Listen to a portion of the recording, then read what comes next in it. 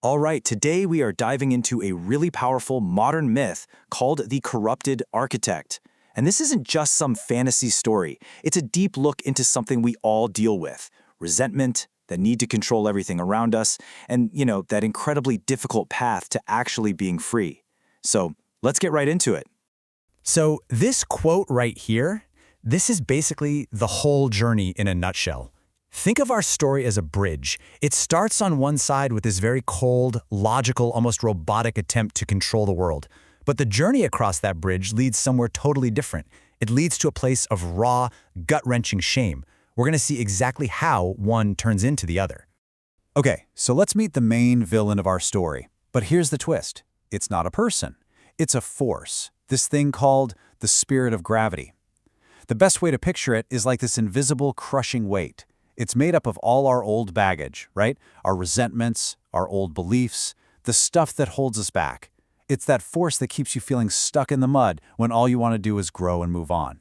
And so, our story begins. Act 1. This is where we meet our main character, and he starts out by trying to grab total control. But here's the irony. What he doesn't get is that with every single move he makes to gain power, he's actually just building the bars of his very own prison.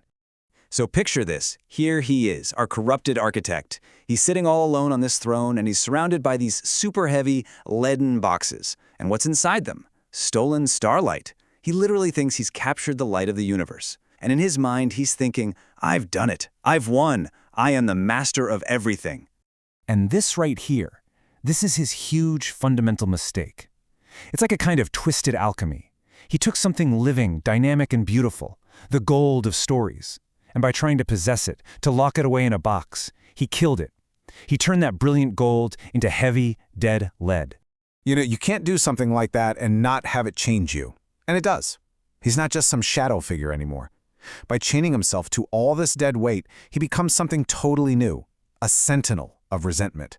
The very thing he thought gave him all this power is now the anchor that's holding him down. So now he's a king, sure, but he's ruling over a kingdom that's basically a pile of dead things. So how do you protect an empty victory like that? Well, that brings us to Act 2. He decides to build a fortress, but what it really is a gilded cage. I mean, this is the core of his problem, isn't it? If your entire kingdom is built on stopping change, on freezing everything in place, how do you possibly fight against life itself? Because life is change. Well, his answer is to just double down on control. So he's got this three-step plan to keep his power. First, he unleashes what the myth calls the breath of the void, to basically freeze any spark of life or desire for change. Second, he builds that gilded cage, but he markets it as a paradise, a form of salvation. And third, he uses this Pharisee's paradox. He essentially lies, telling everyone that these prison walls are really protective armor to keep them safe. But here's the thing you can't get around. You can't freeze life without killing it. So inside this perfectly controlled, perfectly safe world he's built, everything just starts to rot. The air goes stale. That brilliant starlight he stole, it's literally crumbling into dust. His perfect cage is decaying from the inside out. A world without change is a dying world. And just as his kingdom is starting to rot from within, something new arrives on the scene. In Act 3, an outside force shows up, and it's something his walls and his rules have absolutely no power against. He's sitting there in his frozen little kingdom, and he starts to feel something. A gaze. A constant nagging presence that sees right through his heavy lead walls, right through all of his careful defenses. He's being watched. And what does this witness see? Oh, it definitely doesn't see his power or his perfect logic. No, it sees right past all of that, to everything he's been trying so desperately to hide. It sees his vulnerability. It sees his shame. It sees that raw, primitive part of himself.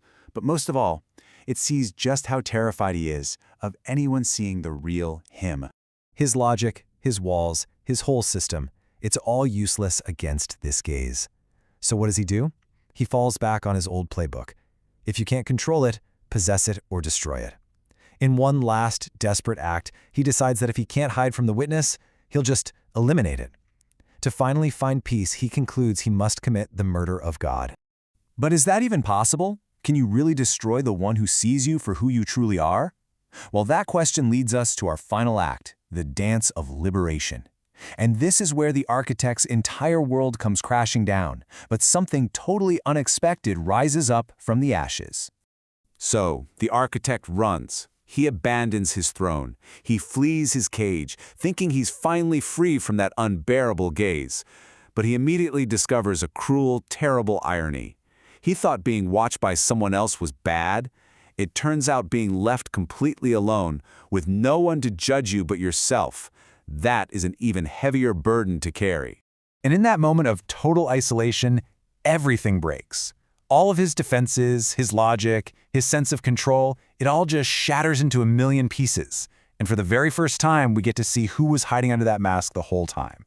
The ugliest man, a figure that is the living embodiment of purest self-hatred. This is rock bottom, absolute zero. That spirit of gravity, that weight he's been collecting his whole life, has become so dense, so heavy, that it just collapses in on itself. The very order and control that was supposed to give his life meaning has led him to a place of pure nihilism, where nothing matters at all. So this is it, isn't it? This is the ultimate question. When you're completely crushed under a weight you created, when you're at the very bottom of a pit you dug with your own 2 hands, how do you possibly get out? The answer is the very last thing you'd expect. He can't escape with more control. He can't think his way out of it. The only way out is through something the myth calls a Dionysian rupture. It's a chaotic, messy, joyful explosion of life. It means he has to learn how to laugh at himself, to let go, and to literally dance on the grave of the suffocating, serious person he used to be. That image of a grave dance, it's so powerful. So let's bring this all together. What is this myth really trying to tell us? At its heart, it's a story about alchemy, not turning lead into gold, but learning how to turn the heavy lead of our own resentments back into the light of real freedom. Here's a really simple way to think about it. Those leaden boxes the architect prized so much, they weren't treasure, not at all. They were like the junk filling up a hoarder's attic, just a massive pile of useless, heavy stuff that makes the whole house groan and threatens to collapse under the weight. And what that means is that real liberation, real freedom, isn't about finding more treasure to add to the pile. It's not about gaining more control. It's the exact opposite. It's about having the courage to finally throw open the windows, clear out all that heavy junk, and just let the sun and the air back into your life. So this myth leaves us with a pretty big question for ourselves. What are the leaden boxes you're carrying around? What old hurts or resentments are weighing you down? And what would it look like for you? Not to fight them, not to control them, but to just open the window and dance.